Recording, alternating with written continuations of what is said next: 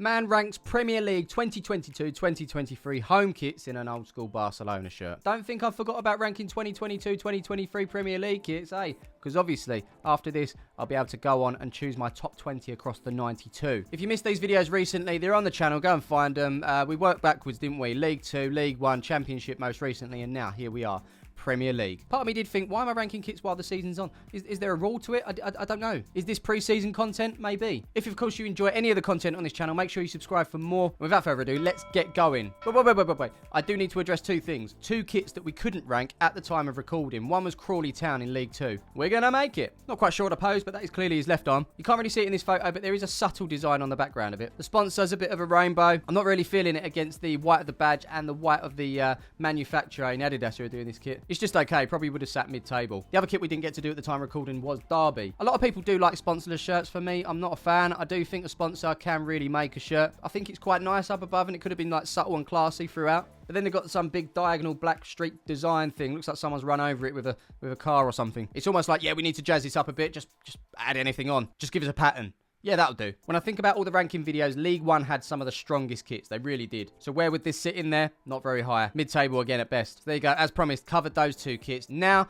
we crack on with the Premier League. So it's fair to say that some of my opinions on the kits in the previous videos haven't aligned with other people, or the majority at least. Norwich fans and Coventry fans have been very unhappy with me. Don't rate your kits, I'm sorry. And it's going to be the same for, unfortunately, Southampton. What? That's a banging kit. No, I don't think it is. Let me tear it apart. Hummel shirt, normally good, not great here. I don't like the little Hummel logo. I would prefer it on the side, but because you've got a middle badge, you've forced the mini version of the Hummel badge. The design either side of the red stripe down the middle, I don't know what that is. It's just lions and sort of diamondy things. It probably means something, but it stops immediately as soon as you hit the sleeve. The way to improve this kit is make those sleeves red. Red sleeves, white sides, red middle. Had the lion diamondy design thing carried onto the sleeves, it might have been a bit better. I'm not feeling it. I'm sorry. We move on. In 19th, we go with Brighton, who had one of the better kits last season. Really like the simplicity of this striped shirt. Am I right in thinking Fatboy Slim unveiled their shirt? It just doesn't look right in jeans and bare feet, does it? I do like the yellow trim, but it's almost like, where can we put yellow trim? Yeah, we'll put it on the collars. Yeah, we'll put it on the sleeves. And yeah, let's put it in the middle of every single stripe as well as a pinstripe. Let's make sure people know that this has a third colour to it, and it's going to be yellow. Someone's going to correct me and say it's gold, and it probably is. They could have kept the shoulders blue, but just get more stripes in there. This one, not for me. What I would say is, going up from here, there's going to be some slight annoyances with kits, but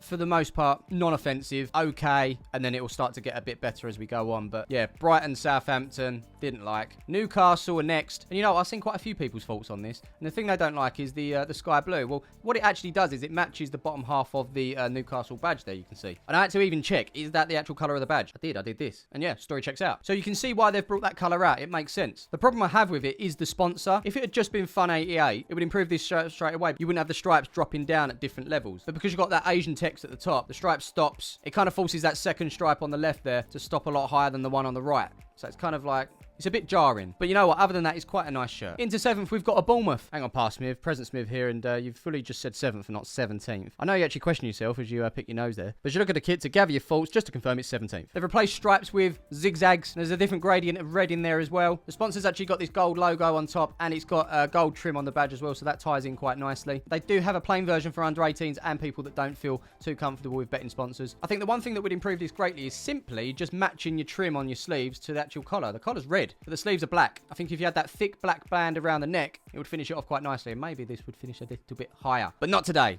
And not this season. Next up, we've got Nottingham Forest. Now, I've already mentioned that you need a sponsor on your shirt to do well, in my eyes. Obviously, the body of the kit is completely plain, but the sleeves and the side of the shirt have this two-tone sort of Trent Bridge design, which is quite a nice touch. But again, yeah, very plain on front, which is why this one doesn't really go high in the table for me. I know some people do appreciate it, but not for me. Moving on, I got Wolves. I've seen Wolves a lot recently. I went on the road there, but also I saw them against Tottenham at the Tottenham Hotspur Stadium. And something I take away from Wolves fans, when they're walking along, you get that sea of sort of orange and amber. Some of their shirts over the years have been absolutely blinding. And that's not just bright. They look really nice. This one here, it's okay. It's not offensive. It just doesn't excite me too much. I think the most recent one I liked, I think it was like 2018, 2019 time. The big W on it. W88, I think it was. That was done by Adidas. Really nice kit, that one. I think that's actually Fulham's sponsor now, so we'll see that later on. Yeah, this one, despite being Castor, it feels very like Nike template-y with this little thing at the top. I do like the holes at the side, though. And that is all I got to say on Wolves, 15th place. Into 14th, Brentford, and you're thinking, hang on, I've seen this kit before. Yes, that's because it was last season's kit. And fair play to Brentford for doing it every 2 years. I think their new away kit is here this year. It's just better for a fan, you know? You buy a kit, you know you've got that for 2 years to enjoy. Not like scrimping and scraping to get like 70, 80, 90 quid to buy a shirt. You might only wear it a few times. Before you know it, the season's up and you've got to get a new one. Let me emphasise the meaning of got. Lads, ladies, don't feel like you need to have the latest kit, especially if you don't like it. If you find a kit that you like, stick with it. I think this Barcelona kit is 95 to 97. Oh, my back is killing me, I tell you. All these years of being a YouTuber, I still haven't got one of them, like, nice fancy chairs. Just a spare chair from the kitchen table downstairs. That diverted, didn't it? Anyway, Brentford. It's all very uniform, isn't it? White, red, and black. They actually decided to not go with any black on the collar and any black on the sleeves, which also appears in the shorts as well, and the socks. I think they're black. They got black socks? Just checking now. Yeah, they got black socks. Again, there's people out there that don't agree with betting sponsors, so they have got a youth version, which is sponsored by Utilita. And you know what? I love this because I think I might have mentioned it before, but as a Spurs fan growing up, we had Holston. It was an alcohol, and you had to be 18 to own the shirt. So the kit I actually got was just a plain white shirt with a Tottenham badge on it, and it just felt very, well, it felt a little bit fake. And being a plain white shirt with a Tottenham badge on, it was very, very plain as well. Had there been something in the middle to make it feel a bit more special, a bit more like a football shirt, not a training kit, then I'd have been well happy with that kit. So it's good that Brentford has seen this, and all the kids out there can feel like they've got a proper kit, you know? But yeah, Brentford 14th place, that takes us on to 13th place. Unlucky for some, and yeah, unlucky. It's been a terrible start to the season as far as West Ham concerned. 3 games, no goals scored, 0 points, of course. And I feel like this is one that people might disagree with heavily, but I know there's been better West Ham kits down the years. Maybe this needs a collar, but I'm not feeling this sort of printy, sort of stripy thing on the shoulders. The rest of it's all good in uniform, but again, from an Umbro point of view, I feel like we're just running out of ideas. We need to make this different from the other claret and blue kits we've had over the years. Let's just like run a little paint roller over the shoulders to make it different. And remember, I did say after 18th place, none of the shirts are actually that bad. They're okay. And this is just okay, but I'm just trying to separate them, you know. 13th place, West Ham. Into 12th, we've got a very blue Chelsea kit. It's very blue. Lots of blue. It's all blue. Apart from that collar design thing, someone will tell me what that is. And I did look it up a while ago. Can't remember what it is. It does remind me of the inside of a neck suit. Guys that have got a wedding and they do that last minute shop at Next and you're looking, yeah, you know what I mean. You know what. Obviously, it is plain blue, but there is this design on the background. And I don't like it too much. Also, at the top on the shoulders, you've got horizontal lines. And I just think it's a bit, yeah. From a distance, you can't tell. Up close, you can. Again, it's okay. Next up into 11th is Liverpool. And in context, it's pretty much exactly the same as Chelsea's, other than it's just red. You got that pattern design. Again, Nike. That's right, I said Nike, by the way. I got told by someone from Nike that it's actually Nike and not Nike, so I find myself saying it. Even though I don't want to, I want to say Nike. But yeah, it's just another kind of uninspired kit design. And I guess it matches their very uninspired start to the season as well. 2 draws and a loss. Oh, well, I'm sure it'll turn around and they'll be up there come the end of the season. But for this season, with kits, they sit in 11th. Why didn't Everton and Chelsea sit in the same place? It's pretty much like plain blue kits. You're kind of right, but the difference is Everton are with Hummel and they've got a little bit on the shoulders. And I've said in other videos, we need it all the way down. But they're not doing it. They're just doing the 2 chevrons. Again, they've got a little design in the background. It's better than what Chelsea's was. They've got a white patch just down the side here as well. A little bit more effort has been put into the Everton kit against the Chelsea kit, I would say. And it's literally that simple. Anthony Gordon poses in this one. Will he be gone by the end of the transfer window? I don't know. We'll see. Yeah, Everton mid-table with that kit. And so here we are inside the top 10. It's 9th with Aston Villa. Castor again, 3 colourway. And then you've got the gold of the Aston Villa lion there shining through. Nice design with the V's. They've got the holes down the side similar to the Wolves one as well. The collar's not too intrusive. Yeah, I think it's quite a nice subtle design. They're not really gone overboard with the sleeves. Yeah, I'm happy with this one and I'm happy that it's in the top 10. Aston Villa, everyone. Into 8th, I bring you a former Premier League champion. We often forget that Leicester won the league, didn't they? And they're still milking it with those gold badges, aren't they? And I don't blame them. This kit for me, not as strong as last season's. Last season's was quite nice. This one a little bit more plain. Said it previously, collars are making a comeback. You can see it here, modelled by Jamie Vardy. Yeah, nothing really wrong with this shirt at all. Leicester. Which brings number 7, a team that I can't stand. And it pains me to say they've always got nice shirts. This one, not as nice as the previous ones, though. Yeah, but what about the away shirts? I don't care about the away shirts. You're not hitting 3,000 likes on the other videos. That was the thing that we agreed, wasn't it? Not doing away shirts unless you get 3,000 likes on these videos. Hang on, I should probably check. Yet no one near. 3,000 likes, ready? The Championship one just got over 1k. The League 1 ranking got 973. We were slowly getting there with the League 2 one, wasn't it? 2.1k. But lads and ladies, I need 3k on these videos. If you want away kits, you think I'm just going to go for all the away kits for no reason? No.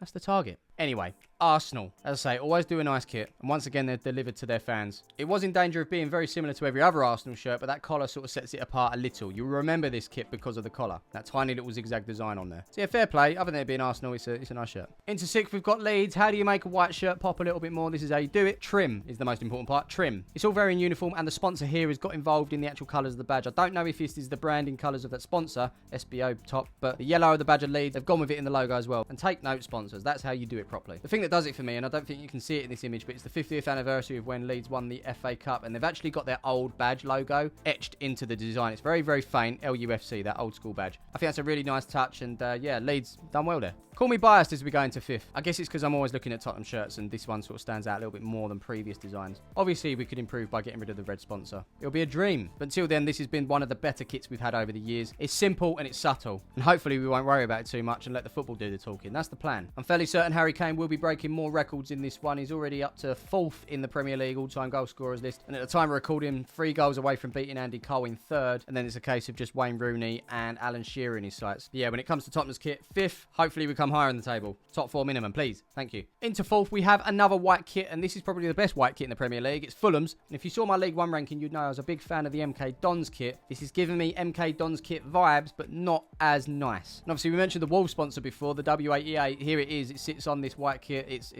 I don't know, I like it. Bold. Adidas have done well here to tie in the 3 colours. The white, the black, and the little trim of the red as well. Kind of looks burgundy in that photo. But either way, it matches the badge with the trim of the collar and the sleeves. Yeah, really nice kit. 4th place. Well-deserved Fulham. And I don't think I've said at any point in this video, do you agree? Do you agree? Let me know. Which means we head into the top 3 and we're going to Manchester, but which way? United. Now, I actually got the Arsenal kit and the Man United kit next to each other and thought, you know what, they're very similar. Both Adidas. Both red. Gone for a very similar collar. The design's slightly differently, but it's got that stitched pattern look to it. So how do you separate them? Which one's better? Man United for me. There's something about that boxy badge that they've got there. I like that. Obviously, Man United do have black in their kit, and they've only gone with black lines on the shoulders. The rest of the kit is mainly red and white. You have a little bit of black trim in the badge, of course, but it's interesting that they've gone predominantly red. They've not tied too much black into the design, but they haven't forgotten about it. So yeah, Man United into 3rd, which means, obviously, Man City have beaten them again. And we started this video with a team in Southampton that had their badge in the middle. It can work, and it definitely works here. Man City, Puma, Etihad Airways. Bish bash bosh, it's all very aligned. But for me, it's the trim that's the hero in this kit. This burgundy or maroon trim, white stripe in the middle. Finishes it off perfectly on that sky blue design. Yeah, really nice kit. 2nd it goes, but it's not top because Crystal Palace. I think a lot of people agree with me here. And obviously good to see one of the non-sort of premium manufacturers in Macron leading the way. Similar in terms of how Bournemouth did their stripes. They've gone with zigzags. This one is almost like colouring in. My 3-year-old daughter might have designed this, but you know what? It works. It's not just red and blue. You've got another shade of blue in there as well. And I think that's what makes it pop. White trim around the collar and sleeves. White manufacturer. White in the badge and white